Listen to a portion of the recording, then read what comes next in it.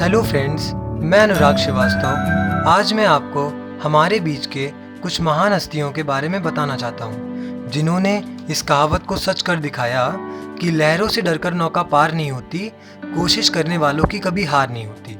जैसे कि हमारे धीरू भाई अम्बानी जी। धीरू भाई अम्बानी जी ने हाई स्कूल में ही अपनी पढ़ाई छोड़ दी थी और उसके बाद पकौड़े बेचने शुरू कर दिए थे।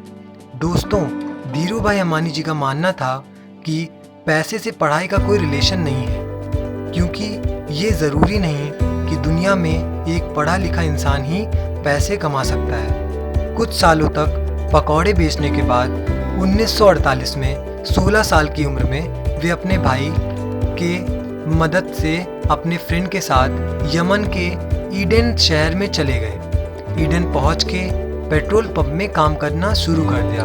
उसी पेट्रोल पंप में क्लर्क की पोस्ट पर 300 रुपये महीना की पेमेंट पर काम करने लगे।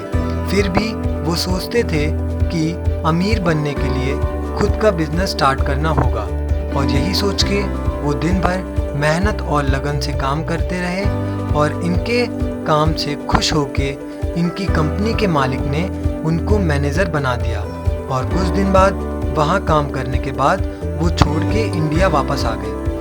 1955 में उन्होंने 15,000 लगाकर अपने चचेरे भाई के साथ मसाले और पॉलिस्टर धागों का बिजनेस स्टार्ट किया, और कुछ साल बाद कंपनी का टर्नओवर लगभग 10 लाख रुपए सालाना हो गया। और ऐसे मेहनत और लगन से काम करते करते कुछ साल बाद टेलीकॉम, एनर्जी, इलेक्ट्रिसिटी, पेट्रोलियम जैसे बिजनेस में कदम रखते गए। धीरू भाई अम्बानी जी का कहना था कि जो सपने देखने की हिम्मत करते हैं वो पूरी दुनिया जीत सकते हैं। और उसके बाद धीरू भाई अम्बानी जी हमारे इंडिया के बहुत बड़े बिजनेसमैन साबित हुए। और दोस्तों, ऐसी ही हमारी दूसरी महान हस्ती है रतन टाटा। 1998 में रतन टाटा द्वारा लॉन्च की गई टाटा इंडिका कार एक फेल्ड प्रोजेक्ट था। इस कार को कोई खरीदना नहीं चाहता था, इसीलिए रतन टाटा ने पूरे ब्रांड को बेचने का डिसीजन लिया। बहुत कोशिश करने के बाद फोर्ड के चेयरमैन ने इस ब्रांड को खरीदने में रुचि दिखाई, लेकिन रतन टाटा के साथ उनका व्यवहार काफ़ी इंसल्टिंग था। उनका कहना था कि जब आप कार बिजनेस को समझ नहीं सकते तो इसे करने की कोशिश ही क्यों करते हैं। कुछ साल बाद 2008 में उसी फोर्ड कंपनी का जैगुआर फेल्ड प्रोजेक्ट साबित हुआ और रतन टाटा ने इस जैगुआर के पूरे प्रोजेक्ट को खरीद लिया। इस बार उसी फोर्ड कंपनी के चेयरमैन के शब्द के, हमारी कंपनी को खरीदकर आपने हम पर बहुत बड़ा उपकार किया।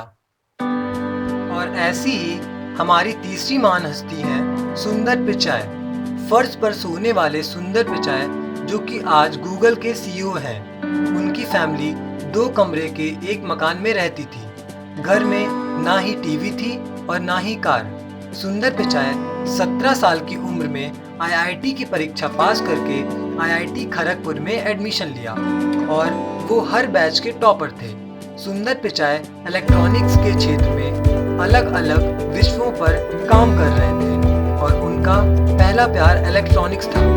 1993 में फाइनल परीक्षा में भी उन्होंने टॉप किया और उसके बाद स्टैनफोर्ड कॉलेज चले गए और अलग अलग कंपनी में काम करने के बाद 2004 में गूगल ज्वाइन किया और 10 अगस्त 2015 में वे गूगल के सीईओ बन गए। तो इसलिए फ्रेंड्स, मैं आपसे यही कहना चाहूँगा कि आप लाइफ में कभी भी हार ना माने, और अगर आपको ये मेरी वीडियो पसंद आई हो तो आप इसे प्लीज़ आगे शेयर करें।